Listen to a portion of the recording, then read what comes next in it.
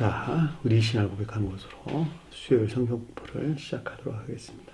자, 우리 신앙을 고백합니다. 주님, 예수 그리스도는 우리를 구원하신 주님입니다. 우리는 세상을 속량하신 이 한 분 하나님을 예배합니다. 우리 주님 안에는 성부, 성자, 성령이 계시며 그의 인성은 신령입니다. 그러나 우리를 구원하시기 위하여 세상에 오셔서 우리의 성정을 취하셨습니다. 우리 주님께서는 십자가의 고난을 받는 데까지 시험을 당하여 참으셨고 지옥을 이기셔서 사람들을 지옥으로부터 모아주셨습니다. 인성을 낳으신 신성에 그 인성을 통합하셔서 영화 되셨습니다. 이 영화 없이는 아무도 구원을 받을 수 없습니다. 사람은 주님을 믿고 그의 계명을 지켜야 구원을 받습니다. 주님의 계명은 주님께서 우리를 사랑하신 것 같이 우리가 서로 사랑하라는 것입니다. 아멘. 자, 오늘 말씀 보도록 하겠습니다. 요한복음서 4장 1절에서 6절 말씀 보도록 하겠습니다. 요한복음서 4장 1절에서 6절 말씀 보도록 하겠습니다. 예수께서 제자를 삼고 세례를 베푸신 것이 요한보다 많다니 많다는 말을 바리새인들이 들은 줄을 주께서 아신지라. 예수께서 친히 세례를 베푸신 것이 아니요 제자들이 베푼 것이라. 유대를 떠나 다시 갈릴리로 갈새 사마리아를 통과하여야 하겠는데 사마리아에 있는 수거라는 동네에 이르시니 야곱이 그 아들 요셉에게 준 땅이 가깝게 있고 거기 또 야곱의 우물이 있더라. 예수께서 길 가시다가 피곤하여 우물 곁에 그대로 앉으시니 때는 6시쯤 되었더라. 아멘. 지난 시간에 공부했던 내용을 잠시 살펴보도록 하겠습니다. 31절 보니까 위로부터 오시는 이는 만물 위에 계시고, 만물이라는 말이 모든 피조물들을 일컫는 말씀의 뜻이에요. 따라서 영적으로나 자연적으로 전 우주가 비롯된 신령 근원으로서 주님을 가리키는 것으로 위로부터 왔다라고 하는 것은 신령 존재로서 주님에게서 비롯된 것을 가리킨다라고 하는 것을 잘 볼 수가 있습니다. 자, 땅에서 있는 이는 이런 뜻이에요. 땅에 있는 이는 땅에 속한 것들을 말하느니라 라는 뜻이었죠. 그러니까 이분 주님에게서 비롯되지 아니한 이 세상적인 것들에서 비롯된 육신적인 일들 안에 있는 것을 가리킨다라고 하는 것을 잘 볼 수가 있겠죠. 땅이라고 하는 것은 개별적으로 볼 때 겉사람을 가리키고 일반적으로는 진리 안에 있는 교회를 가리킨다라고 하는 것을 잘 볼 수가 있겠죠. 아는 바와 같이 땅은 천개에 대응한다 그랬죠. 천개에 속한 모든 것들이 땅에 유입이 되어 땅 안에 있는 모든 것들을 충만하게 채우는 거예요. 그러니까 하늘 위에 계시는 신령 존재로서 아래에서는 신령 인성으로서 주님으로부터 천개를 거쳐서 지상에 땅에 유입이 되는 것이죠. 유입이 되어 그 가운데 있는 모든 만물들을 충만하게 채운다라고 하는 것을 잘 볼 수가 있습니다. 그러니까 저와 여러분들에 대해서 서술할 때는 진리 안에 있는 겉사람에 속한 모든 것들을 충만하게 채우는 것이죠. 이 진리 안에 그 위에 속사람을 창조하고 그리고 이 속사람에서 비롯된 겉사람 안에 사는 자들 이들이 곧 천사적인 성품에 사는 사람을 가리킨다라고 하는 것을 잘 볼 수가 있습니다. 그 말이 땅에 속한 것들을 말하니라 그랬는데 이 가운데 있는 자들은 오직 이들에 속한 것들을 이야기한다는 거예요. 땅에 속한 자들은 오직 땅에 속한 것들만 말할 수밖에 없게 되어 있는 것이고 하늘에 속한 자들은 하늘에 속한 것들을 말할 수밖에 없게 되어 있다라고 하는 것을 잘 볼 수가 있습니다. 자, 하늘로부터 오시는 이는 앞에서는 존재에 대해서 설명을 했고 여기서는 존재의 신령 형체 안에 있는 신령 인성으로서 주님에 대해서 지금 설명을 준다라고 하는 것을 잘 볼 수가 있겠죠. 왜냐하면 하늘이 천개를 가리키고 가장 높은 데에서는 신령 인성으로서 주님을 표징하기 때문에 신령 존재의 신령 지혜에 속한 신령 인성으로서 또는 신령 인성에 속한 모든 것들이 새겨져 있는 성원로서 주님이어야 주님을 가리키는 것으로 천계나 교회에 속한 모든 것들이 비롯된 신령 근원으로서 주님을 가리켜서 모든 것 위에 계시나니 라는 뜻인 것을 잘 볼 수가 있지요. 질서요. 신령 존재에 속한 신령 형체 안에 있는 신령 인성으로서 주님. 자, 신령 인성으로서 주님은 그 본질과 성질이 신령 선과 신령 진리요. 신령 선과 신령 진리에서 파생된 수용 그릇 안에 저 세상에는 천사들이 존재하고 이 세상에서는 사람들이 존재한다. 그러니까 신령 인성에 속한 개별적인 형체들이 저 세상에서는 천사들이요, 이 세상에서는 천사적인 성품을 지닌 사람이다라고 하는 것을 잘 볼 수가 있겠죠. 자, 사람이 반대되는 것은 악마예요. 겉모양은 사람의 모습을 지녔으나 그 본성과 성질은 지옥적인 사랑에 속한 낙 가운데 사는 자들. 이들을 악마라는 말로 설명해서 나오는 것을 잘 볼 수가 있겠고, 거짓 가운데 사는 자들을 사탄이라고 했어요. 그리고 삶에 속한 쾌락이나 기쁨 가운데 사는 자들, 이것들에 속한 그들을 귀신이라는 말로 설명해서 나왔고, 이 귀신으로부터는 오직 불결하고 더러운 것들만 발출되어 나오겠네요. 이들을 가리켜서 더러운 영이다라는 말로 우리에게 설명해서 나오는 것을 잘 볼 수가 있겠죠. 이렇게 놓고 보면 이제 성경이 다 들어와요. 성경에서 악마가 무엇인지, 사탄이 무엇인지, 귀신이 무엇인지, 귀신을 왜 더러운 영이라고 말을 했는지, 마가복음에서 이것에서 나온 말이죠. 우리는 반드시 악마, 사탄, 귀신에서 떠나서 천사적인 사람으로 다시 출생해야만이 진정으로 구원받은 주님 몸 안에 들어갈 수 있다라고 하는 것을 잘 볼 수가 있습니다. 자, 32절 보니까 보고 들은 것을 증언하되, 자, 보고 들은 그것을 증언하되 이런 뜻이었어요. 본다는 말은 영적인 것들에 대하여, 듣는다는 말은 천적인 것들에 대하여. 가장 높은 뜻에서 주님에 대해 설명할 때 본다라고 하는 것은 신령 인성에 속한 신령 영적인 것들에 대해서 보는 것이고, 신령 천적인 것들에 대해서는 듣는 것이다 라고 하는 것을 잘 볼 수가 있겠죠. 자, 이 가운데 존재하는 것들을 증거한다는 거예요. 결과적으로 신령 율법에 속한 것들을 증거한다 라고 하는 것을 잘 볼 수가 있겠죠. 자, 일반적으로는 성언에 속한 것들을 증거한다 라고 해도 똑같은 말의 뜻이겠죠. 자, 신령 율법, 즉 성언에 속한 진수가 뭐라고? 십계명. 성언에 속한 진수가 십계명이다. 다시 말하면 십계명으로부터 모든 것들이 파생되어 나왔다, 이런 뜻이에요. 그렇죠? 십계명의 두 가르침은 천지의 한 분 하나님으로 오직 주님만을 시인할 것과 성언이 가르침이 일치된 삶을 가리킨다라고 하는 것을 잘 볼 수가 있겠죠. 자, 성언의 가르침에 일치된 삶이라고 하는 것은 천적인 사람은 그 믿음이 사랑에 속한 선한 삶 가운데 있는 것이요, 영적인 사람은 그 믿음이 인애에 속한 선한 삶 가운데 있는 것이다 라고 하는 것이었죠. 자, 사랑 안에 있다, 인애 안에 있다, 다시 말하면 천사적인 사랑 안에 있다 라고 하는 것은 행위 안에 있는 기쁨이요, 자유요, 행복 위에는 다른 것을 가리키는 것이 아니라는 거예요. 그죠?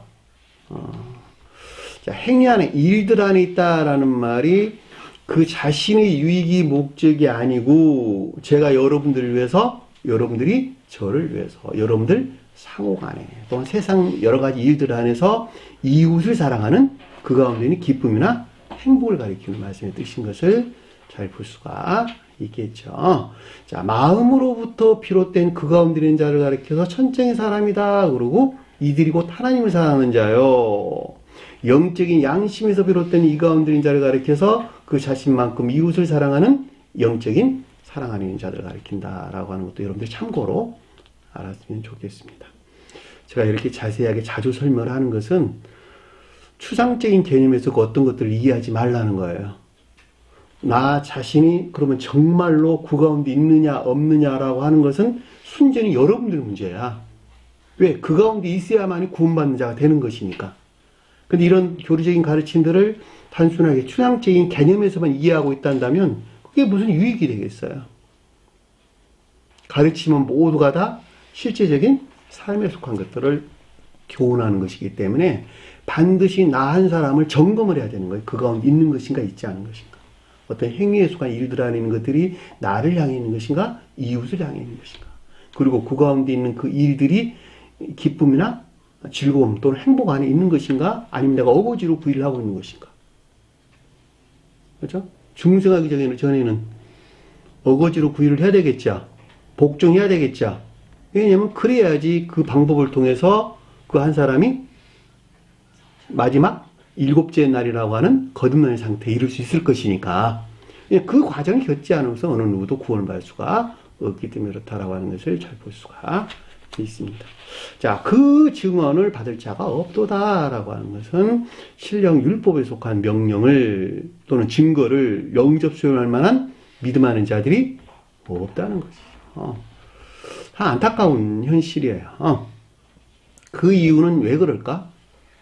그들이 진리라고 여기는 온갖 거짓된 가르침들이 세상을 지배하고 있고 그 자신을 그 가운데 형성한 우상숭배적인 상태에 머물러 있기 때문에 그러는 거예요.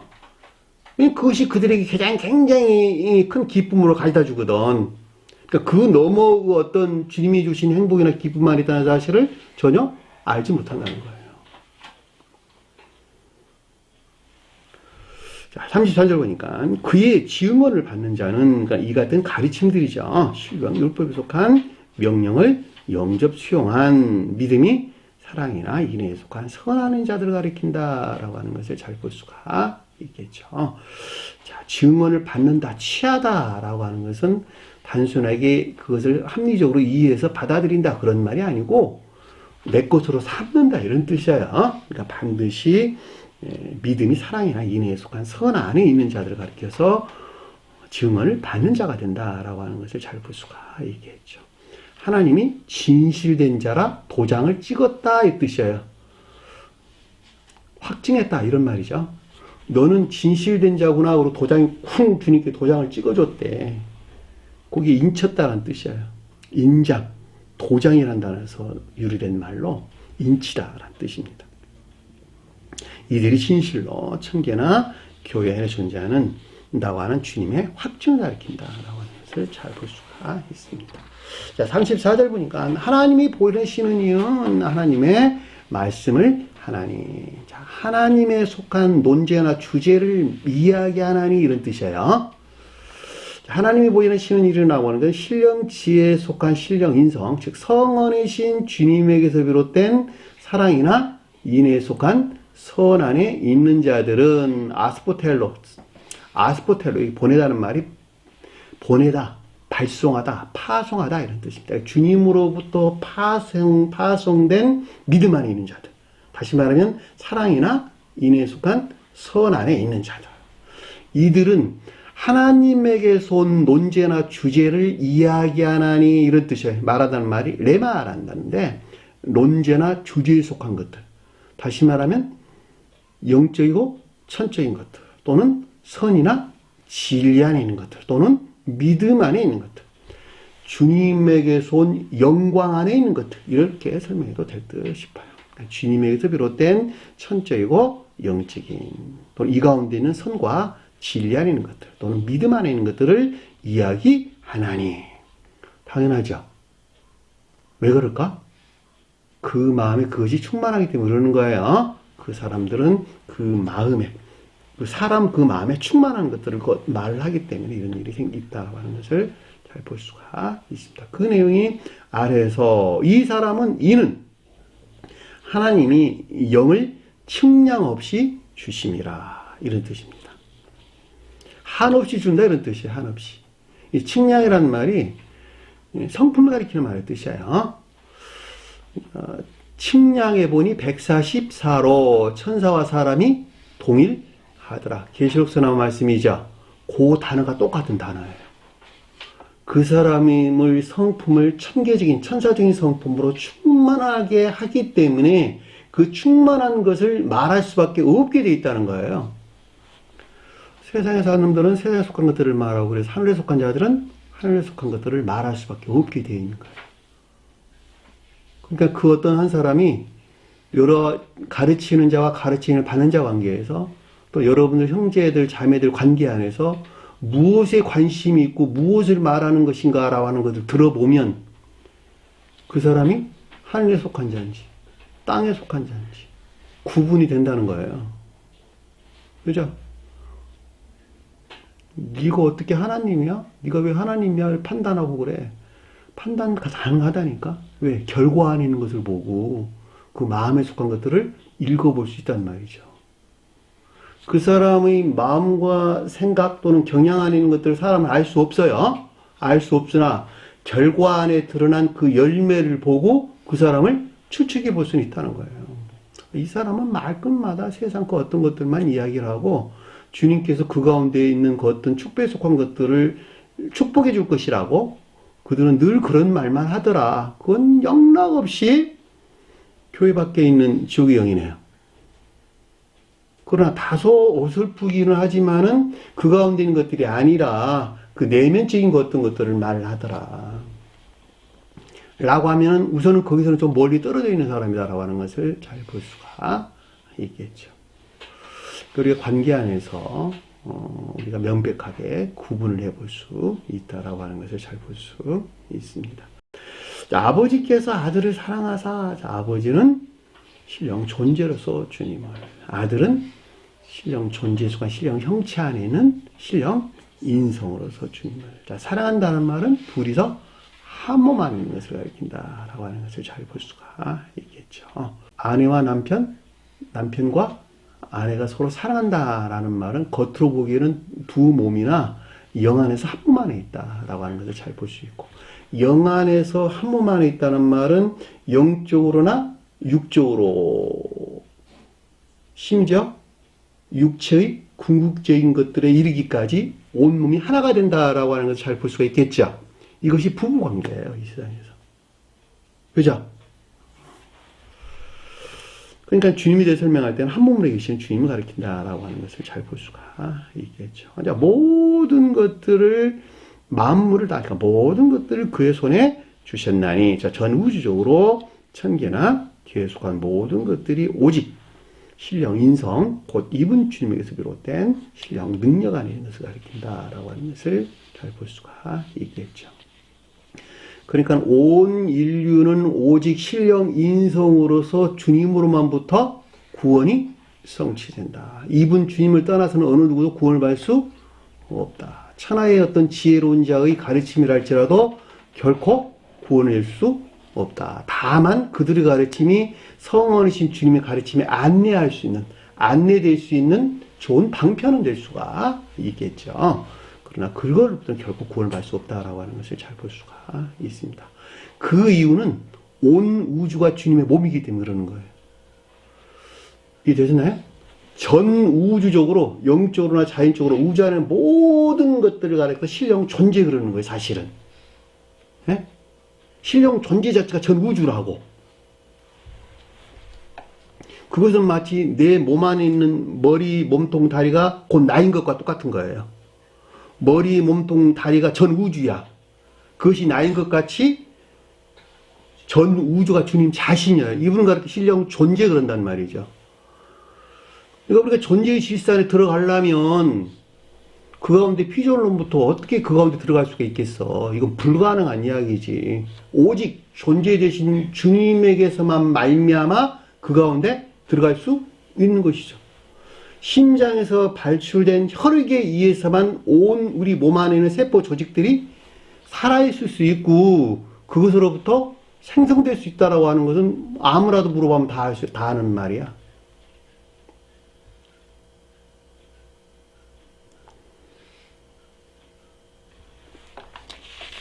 자, 36절 보니까 아들을 믿는 자에게는 영생. 그러니까 뒤에서 아들이란 말이 나오는 거예요. 신령 인성, 즉 성원으로서 주님에게서 비롯된 믿음이 사랑이나 인내에 속한 선한 삶 가운데 있는 자들은 영원한 생명을 가졌고, 이 생명이란 말이 조회란 단어인데 라이프, 삶 그 자체를 가리키는 말의 뜻이에요.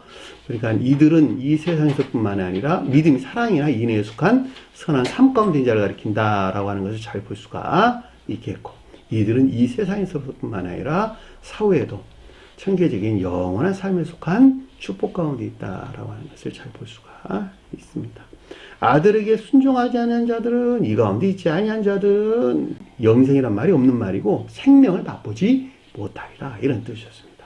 여기 조회라는 단어를 썼어요. 라이프, 삶 그 자체를 일컫는 말씀의 뜻입니다. 따라서 이 천계적인 삶에 속한 기쁨을 맛볼 수도 없고 느낄 수도 없고 알 수도 없고 이런 말이에요. 못한다라고 하는 것을 잘 볼 수가 있습니다. 도리어 하나님이 진노할 만한 정반대로 육신적이고 이 세상적인 온갖 정욕이나 탐욕에 속한 악한 삶 가운데 있는 것을 하나님이 진노한다, 이런 뜻이에요. 그에 머물러 있다라는 뜻인 것을 잘 볼 수 있습니다. 이 머무르다라는 말은 체제하다, 머무르다, 살다, 이런 뜻입니다. 이 위라는 말은 반대된 대항의 개념을 가지고 있는 에피라는 단어예요. 원어를 보면. 그러니까 정반대로 대항하는, 반대하는 이런 뜻입니다. 그러니까 이들은 지우로 영벌에 속한 저주 아닌 것을 뜻한다라고 하는 것을 잘 볼 수 있습니다. 자, 여기까지가 우리가 지난 시간에 공부했던 내용입니다.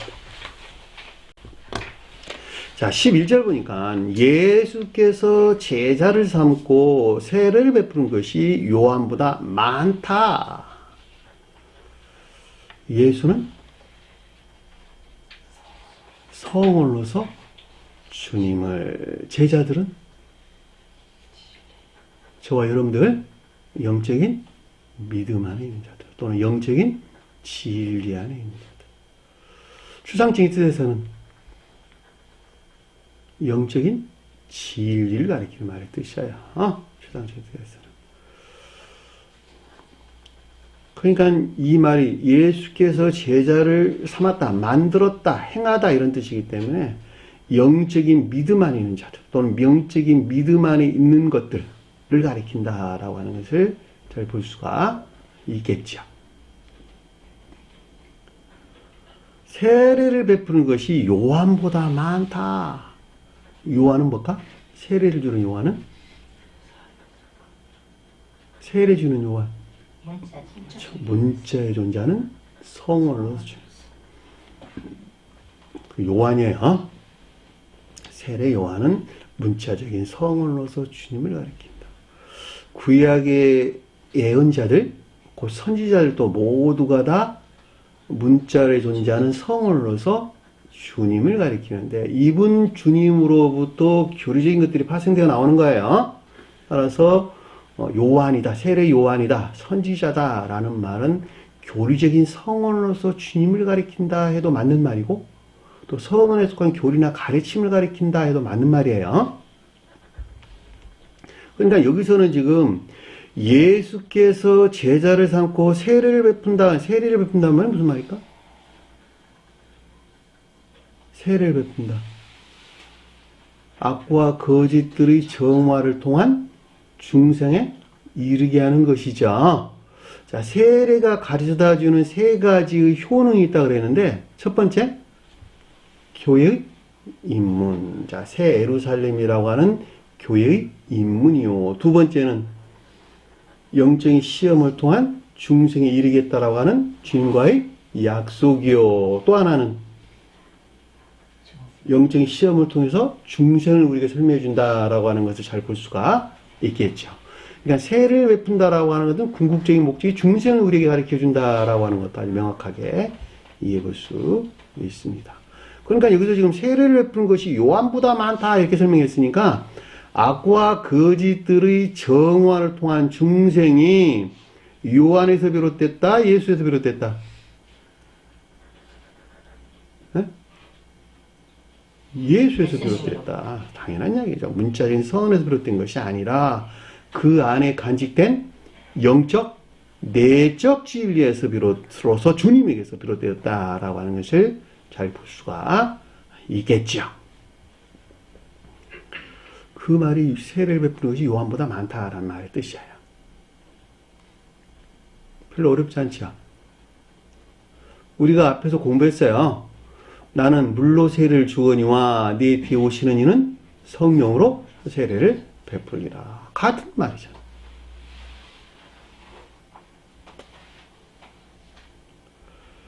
근데 그 아래에 보니까 말이라는 말은 없는 단어예요. 많다 하는 것이 란 뜻입니다. 주님 예수께서 단어가 빠졌어요. 주님 예수께서 바리새인들이 들은 줄을 아신지라. 문장이 좀 바뀌었어요. 원어를 보면 주님과 예수가 동시에 언급돼서 나왔어요. 왜 그 말이 언급돼서 나와야 되냐면 아래의 내용들 때문에 그러는 거예요. 2절에 언급된 내용들에 대해서 설명을 해주기 위해서 교리적으로 올바른 이해나 깨달음이 있게 하기 위해서 주님 예수께서란 말이 여기서 언급돼서 나온 거예요. 주님은 성경 말씀에서 신령 선으로서 주인, 성경에서 주인이란 뜻이에요. 퀴리오스. 그러니까 주님에 대해서 주인이라 그럴 때 여호와를 가리키는 신령 선으로서 주님을 가리킨다라고 하는 것을 잘 볼 수가 있겠고, 예수는 저와 이런 걸 설명할 때 성어이신 주님을 가리키는 것이죠. 그러니까는 주님 예수 그랬으니까 신령 선의 측면에서 성어로서 주님을 가리켜서 지금 주님 예수란 말로 지금 언급돼서 나오는 것을 잘 볼 수가 있겠죠. 바리새인들은 뭘 가리킬까? 율법이 더럽혀진 온갖 거짓들에서 비롯된 악행 가운데 있는 것들. 그러니까 바리새인들이 들은 줄을 안다라고 하는 것은 이 가운데 있는 것들에 대한 지각을 가리키고, 그렇죠? 듣다라는 말은 의지에 속한 지각을 가리키는 것이기 때문에 눈으로 보는 것은 이에 속한 총명이요, 듣는 것은 의지에 속한 지각을 가리키는 것이기 때문에 바리새인들을 들었다라고 하는 것은 바리새인들이 표준하는 것들에 대한 지각이죠. 그 지각에서 오는 이에 속한 총명이 있었는데 그 말이 아신지라 기노스코 알다라는 뜻인 것을 잘 볼 수가 있습니다. 그러니까 율법이 더럽혀진 온갖 거짓들에서 비롯된 악행 가운데 있는 것들에 대한 이해나 깨달음이 바리새인들을 들은 줄을 아신지라 라는 뜻입니다. 저와 여러분들과 일어난 일들이에요. 반드시 알아야 돼요.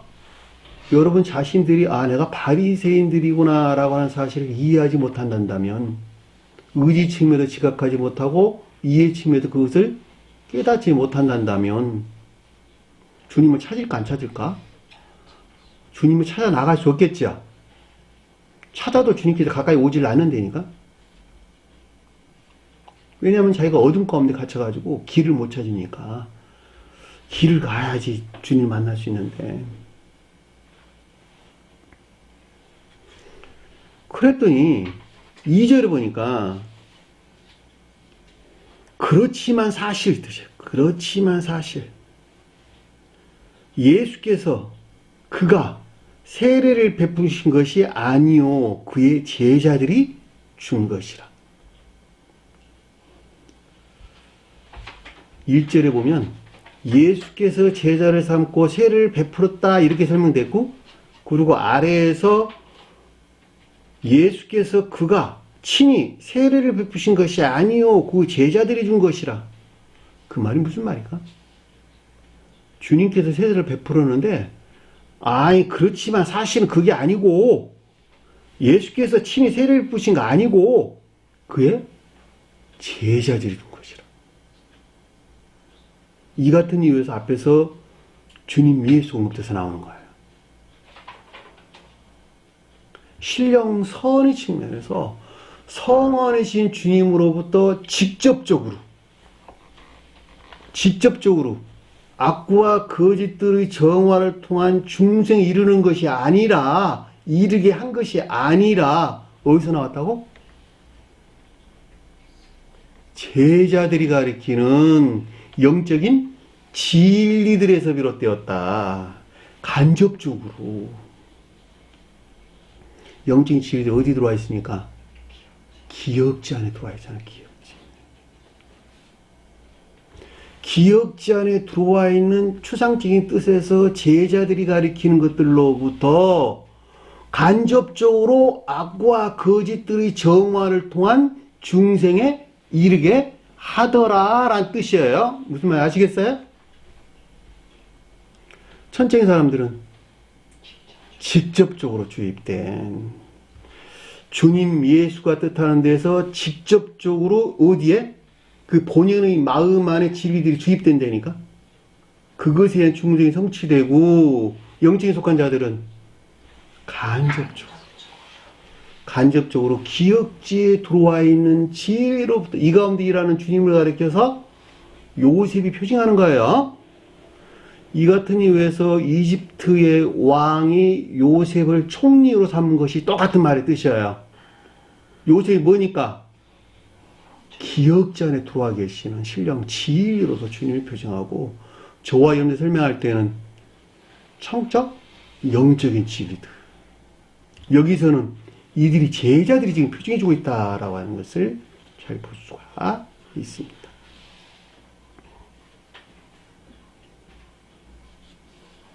놀랍죠? 그러니까 이 말은 성원이신 주님에게서 파생된 간접적인 신령 진리를 통해서, 즉 개별적으로 볼 때는 영적인 믿음 안에 있는 자들이 그 자신 스스로 하듯 악과 거짓들의 정화를 통해서 중생에 이르게 하는 것을 가리킨다라고 하는 것을 잘 볼 수가 있습니다. 다시 말하면 주님께서 이 일을 하고 계시는데, 그럼에도 불구하고 기억지에 들어와 있는 제자들이 표징하는 것들로부터 그 자신이 스스로 하는 것 같이 악과 거짓들을 지옥으로 몰아내, 변방으로 몰아내야 된다는 거예요. 그것으로부터 중생에 이르게 하더라. 그의 제자들이 죽은 것이라. 제가 여러분들에게 자주 설명드렸어요. 나무가 자라는 것은 태양에서 발출된 햇볕으로부터 자라나, 그럼에도 불구하고 나무 입장에서는 그 자신 스스로 자라 성장해서 열매를 맺는 것이라고 여긴다는 거예요. 이해되셨나요? 똑같은 말의 뜻이에요. 그 자신 스스로가 온갖 풍파를 견뎌야 되겠네요. 그러니까 나라는 사람이 나무이기 때문에, 진리 안에 있는 나무이기 때문에, 더더군다나 영적인 사람이기 때문에 기억지에 들어와 있는 영적인 믿음 안에 있는 것들을 삶을 목적으로 해서 실천하는 순종이나 복교 가운데 있어야 하고, 이 방법 안에 있는 자, 이 가운데 있는 자는 반드시 영적인 시험이 동반되겠지요. 그 영적인 시험을 통해서 악을 변방으로 물러내는 것만큼 악과 거짓들에서 정화되어 결과적으로 중생에 이르게 된다라고 하는 것을 잘 볼 수가 있습니다. 이것이 천적인 사람과 영적인 사람의 다른 점이에요. 자, 3절 보니까 유대를 떠나서 다시 갈릴리로 갈세. 유대는 뭘 가리킨다? 네? 최고의 뜻에서는, 유대가 최고의 뜻에서 뭘 가리키는 거예요?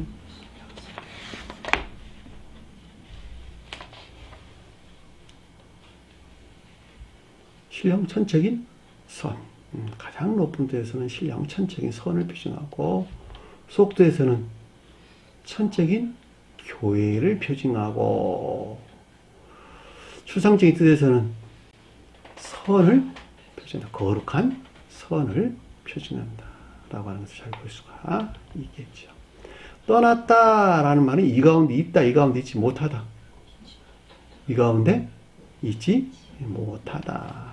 그런데 다시 갈릴리로 갔다라는 말은 무슨 말일까? 갈릴리로 출발을 했다. 이 가운데 있는 것들, 유대가 표징하는 것들을 섬겨야만 하는 참된 기억지 안에 있어야 될 것들을 가리킨다라고 하는 것을 잘 볼 수가 있겠죠. 그러니까 이 유다가 표징하는 이 선을 향한 참된 기억지 안에 있는 것, 그것이 다시 새로이 이런 뜻이에요. 새로이 갈리로 가니라. 놀랍죠? 이 떠나다는 말이 아피엠이라는 뜻인데 분리되다라는 개념을 가지고 있는 낱말입니다.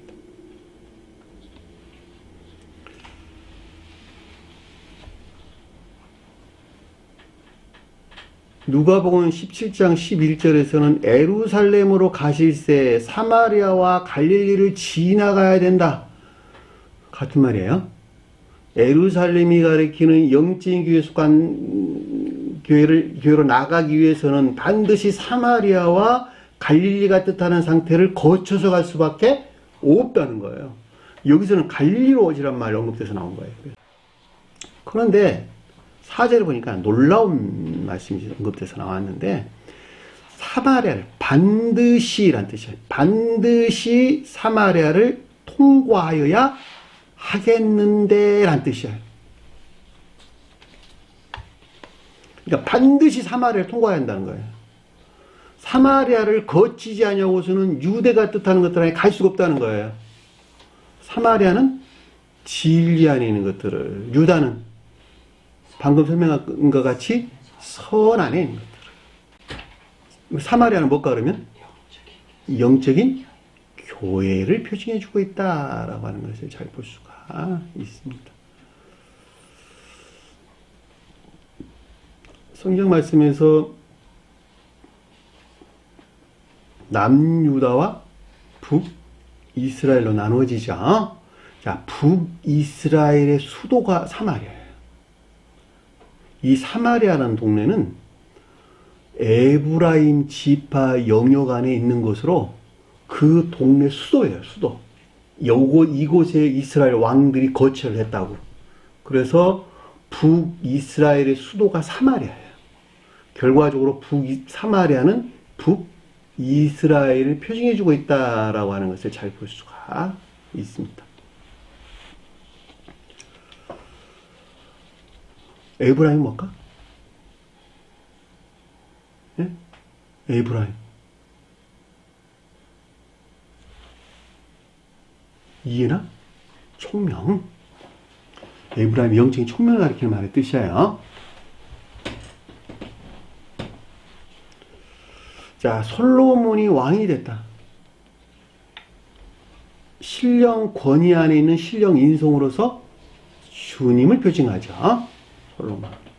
다윗은 시험을 통해서 영화되신 신령 인성으로서 주님.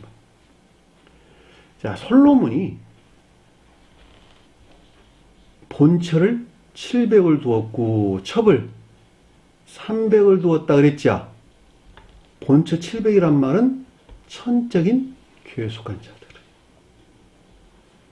첩이 300이라는 말은 영적인 교회에 속한 자들. 이거는 말씀의 뜻이에요. 솔로몬이 낳은 아들이 누구였죠? 르호보암. 여기서 르호보암은 천적인 교회를, 여로보암은 영적인 교회를 우리가 표징해주고 있다라고 하는 것을 잘 볼 수가 있습니다. 이 같은 내용들은 열왕기상 11장, 12장, 13장, 14장에 두루 기술되고 있는 내용으로부터 잘 알 수가 있어요. 그러니까 르호보암이 유대의 초대왕이었어요. 르호보암은 유다와 베냐민 지파에 의해서 형성된 남유다를 일컫는 말씀의 뜻입니다. 따라서 천적인 교회를 표징한다. 왜냐하면 유다가 선을 표징하고 베냐민은 자연적인 천적인 것들 또는 영적 천적인 것들을 우리에게 설명해 주기 때문에 그렇다라고 하는 것을 잘 볼 수가 있습니다. 그러니까 여로보암은 나머지 10지파, 나머지 10지파에 의해서 형성된 북이스라엘을 일컫는 말씀의 뜻입니다. 이걸 자세하게 여러분들이 살펴보는 것은 조금 불가능하고, 여러분들이 고기에 열왕기상이 방금 말씀드렸던 그 장에 기술되어 있는 내용들을 쭉 한번 훑어보면 나름 영적인 이해가 있는 자들, 깨달음이 있는 자들은 그 가르침들이 무엇을 우리에게 주고 있는 것인가라고 하는 것을 잘 볼 수가 있습니다. 그러니까 여기서 지금 유대와 사마리아가 언급됐다라고 하는 것은 유대가 뜻하는 상태로 거듭나기 위해서는 반드시 사마리아를 통과해야 된다라고 하는 것을 잘 볼 수가 있겠죠. 왜냐하면 사마리아가 진리하는 것들을 우리가 설명해 주기 때문에 그러는 거예요. 그러니까 이 말을 그러니까 풀어서 설명하면 중생의 노정에서 필연적으로 영적인 진리에 속한 중간적인 선을 거쳐야 한다라는 뜻인 것을 잘 볼 수가 있습니다. 이 중간적인 선이라고 하는 것은 한쪽에서는 주님에게서 온 선 안에 있고 한쪽에서는 그 자신이 만들어낸 선 안에 있다. 두 개가 뒤섞여 있다 이 뜻이에요. 이들은 겉사람의 고유 속성 안에 머물러 있겠네요. 그럼에도 불구하고 하나는 주님에게서 비롯된 선하는 것들과 하나는 그 자신이 기업기에 들어와 있는 제자들이 표정하는 믿음의 진리로부터 형성해낸 이 두 개가 얼룩덜룩하게 서로 결합되어 있는 야곱이 기르고 있는 얼룩덜룩한 양들, 염소들을 우리에게 표정해주고 있다라고 하는 것을 잘 볼 수가 있습니다. 그러니까 이 가운데 있는 것들로부터 유다가 표정하는 것들을 도입되는 거예요. 이해되나요? 그것도 한 사람이 느닷없이 갑자기 유다가 뜻하는 것, 이것도 유대가 가리키는 상태로 갈 수 없다는 거예요. 그러니까 야곱은 반드시 라반을 섬겨야 되고, 왜냐하면 라반이 유사한 선안이 있기 때문에 그러는 거예요. 한 근원에서 취한 반개적 선, 번역을 반개적 선이라고 했는데 유사한 선이라고 여러분들이 이해하시면 좋을 듯 싶어요. 그리고 그 가운데서 주님을 섬기는 데서 야곱이 만들어낸, 왜냐하면 라헬을 좋아해서 만들어내는 것들이니까, 라헬이 내적 진리, 거기서 뭘 만들어냈어요? 얼룩덜룩한 양들을 만들어냈죠. 그쵸? 그리고 그것들만 내 것 삼게 그랬단 말이죠. 그래서 안 그랬어요? 그 얼룩덜룩한 양들, 짐승들, 그것이 다 서로 뒤섞여 있는 상태. 주님에게서 온 것과 내가 만들어낸 것들이 서로 뒤섞여 있는 중간적인 선안의 상태. 그러니까 여기서 사마리아란 말이 그 뜻이에요. 반드시 이 과정을 거쳐서 유대의 땅에 갈 수밖에 없게 됐다는 거예요.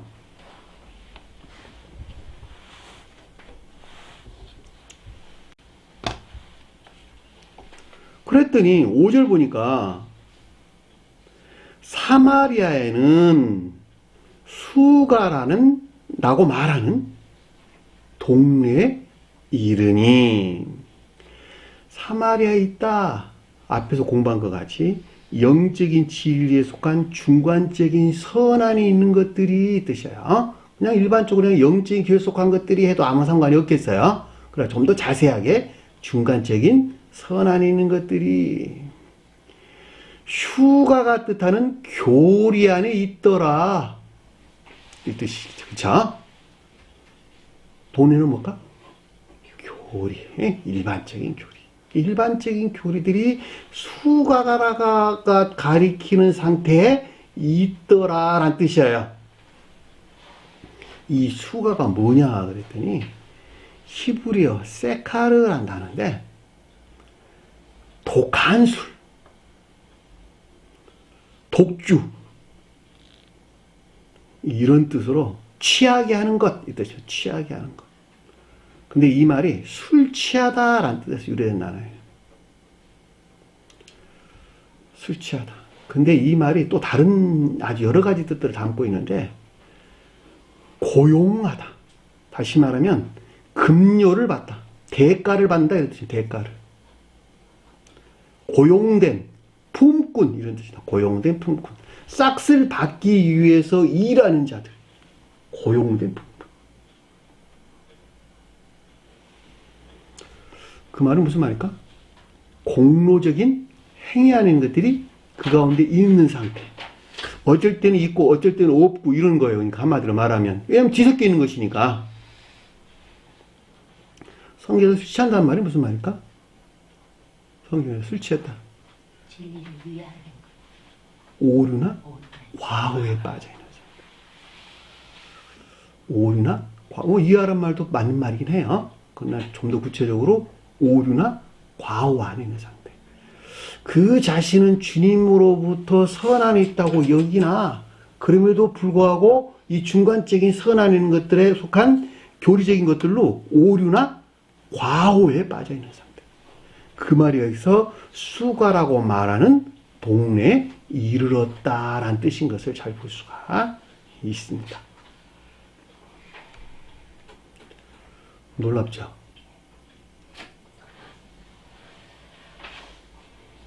가르침들이 이래 다. 저는 책에다가 뭐라고 적었냐 그랬더니 제가 쓴 저수라고 하는 책이랑 똑같아요. 영적인 진리에 속한 중간적인 선안에 있는 것들이 오류나 과오에 빠진 이것들에 속한 교리 안에 있는 것을 뜻한다. 같은 말이죠. 방금 제가 설명한 것과 똑같은 말의 뜻입니다. 그게 슈가예요. 슈가.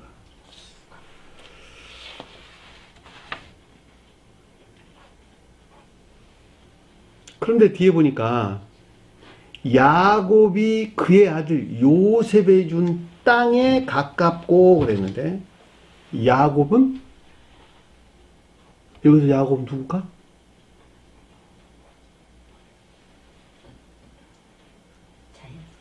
신령 자연적인 존재로서 주님을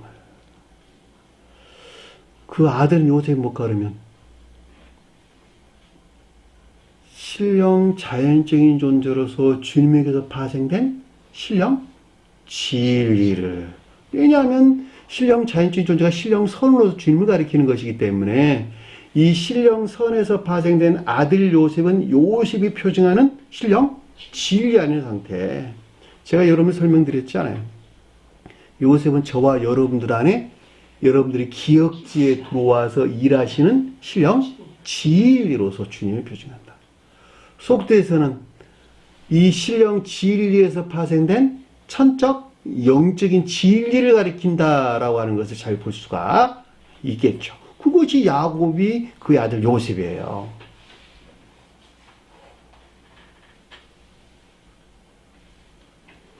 요셉 기억하세요? 이 같은 이유에서 아까 제가 설명한 것 같이 요셉의 이집트 왕이 반드시 돼야 되는 거예요. 반드시. 그리고 요셉을 알아보려면 반드시 베냐민을 데려가야 되는 거예요.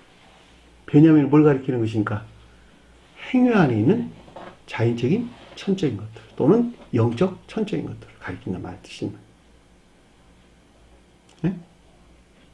삶 가운데서 가르침에 속한 그 어떤 것들이 시인되고 고백되지 아니한다면 요셉을 알아볼 수 없다니까?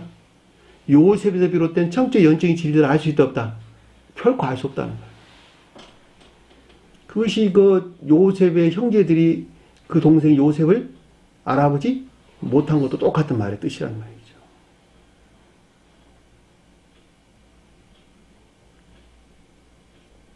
그런데 뒤에 보니까 요셉에 준 땅이라는 거랬는데 이 땅이 코리오이라는 단어인데 장소라는 뜻입니다. 장소. 코라란다는데 코라의 지소사라는 말로 언급돼서 나왔는데 공간이라는 뜻이에요. 공간. 코라 우리 공부했죠. 공간에 대해서 서술해 준다고. 그런데 가깝다 그랬는데 이 말이 프레시오이라는 단어예요. 이웃하고 있는 뜻입니다. 이웃. 이웃. 저의 이웃. 여러분들의 이웃은 나와 여러분들 이웃 관계에 있단 말이죠. 진리 측면에서 서술해 주는 거예요. 이웃을 내 자신과 같이 사랑하라. 그럴 때 이 단어예요. 플래시온. 다시 말하면 요셉이 가리키는 상태에 있는 것들과 교통할 수 있는 이웃 안에 있는 상태.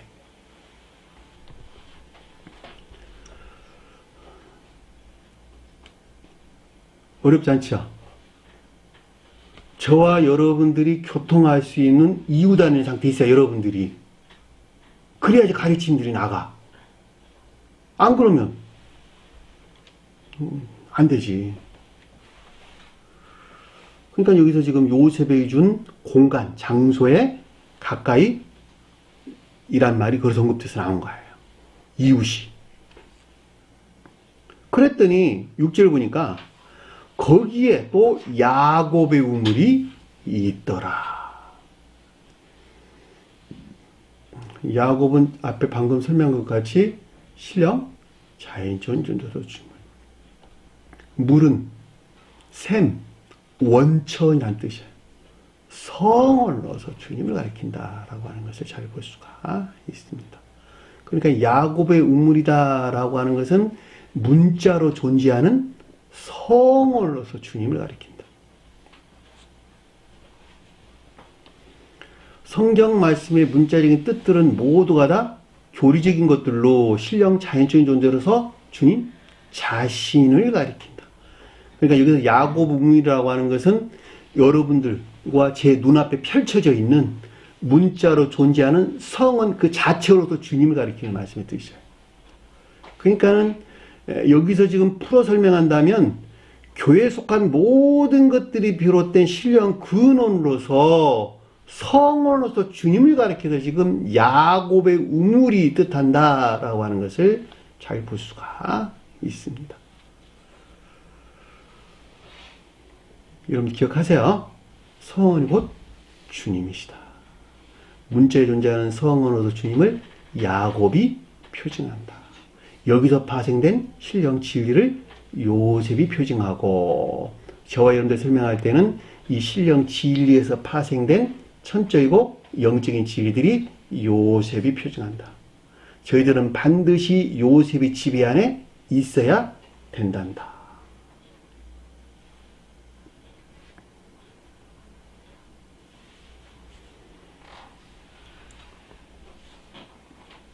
그랬더니 아래에 보니까 예수께서 길을 가다가 피곤하여 라는 뜻인데, 이 길이라는 말이 호도이포리아,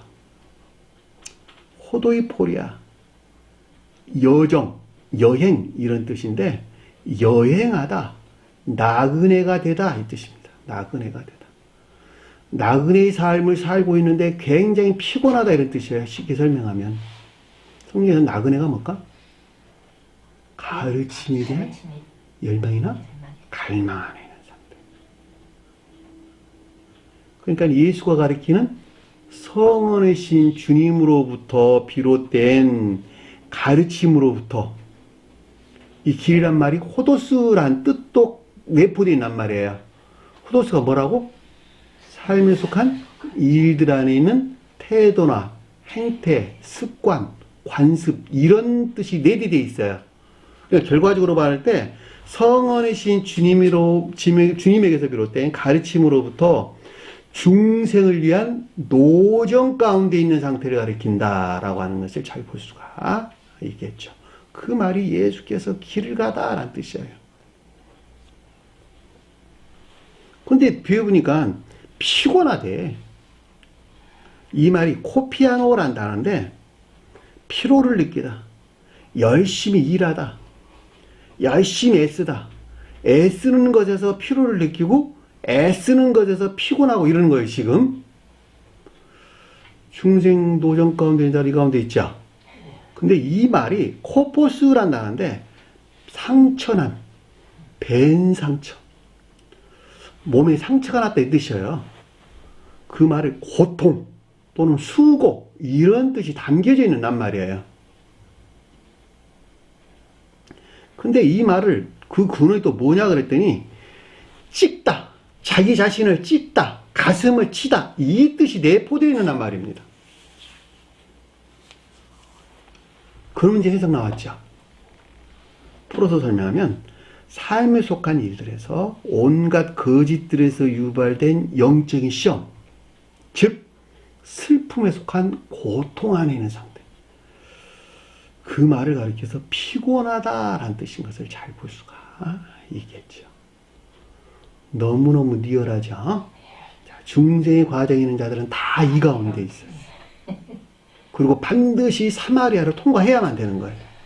그래야지 진정으로 거룩한 선을 가리키는 유단에 안착할 수가 있어요. 자, 유단에 안착한 상태가 성경 말씀에서 일곱째 날을 뜻하는 말의 뜻이에요. 이해되셨나요? 근데 그게 어떻게 한나라로 되겠어? 그랬더니 그 뒤에 보니까 우물 곁에 그대로 앉아 있으니 라는 뜻인데, 우물 곁에라는 말은 우물이 가리키는 앞에 야곱의 우물할 때 같은 말이에요. 원천을 일컫는 말씀의 뜻으로 성원을 가리킨다는 것을 잘 볼 수가 있습니다. 근데 이 곁에라는 말이 옆에 있다 이 말이 아니고 대항하다, 반대하다라는 뜻이 내포되어 있는 에피라는 단어를 썼어요. 원어를 보면. 그러니까 여기서 앞뒤로 문맥을 볼 때 성언의 가르침에 반항하는 상태, 성언의 가르침에 반항하는 그대로라는 말이 이 같은 방식으로 고정된 상태라는 뜻이에요. 앉아있다는 말이 고정된 삶 가운데 있는 상태, 이 뜻입니다. 카데조이마이, 앉다는 말이 카데조마이. 그대로란 말은 이런 방식으로 이런 뜻이에요. 원어를 보면. 그러니까 앉아있다는 말이 카데조마이란다는데, 아래에 앉다. 그 말이 앉아있는 것이 고정되다, 움직일 수 없는 이 뜻입니다. 어떻게 할 방법이 없는 이런 말로도 이해될 수 있겠어요. 만약에 주님으로부터 어떤 것들이 내려오지 않는다면, 주님의 섭리가 없다면 그거 어떻게 할 수도 없는 그런 뜻을 담고 있는 가르침이에요. 이 말을 풀어 설명하면 성언의 가르침에 반항하는 이 같은 상태의 삶 가운데 있는 변화될 수 없는 상태. 주님으로만부터 이 같은 상태로, 다시 말하면 변화될 수 있는 상태에 이를 수 있는 가능성이 있는, 그것을 지금 우리에게 가르침을 주려고 이 말이 지금 돼서 나온 거예요.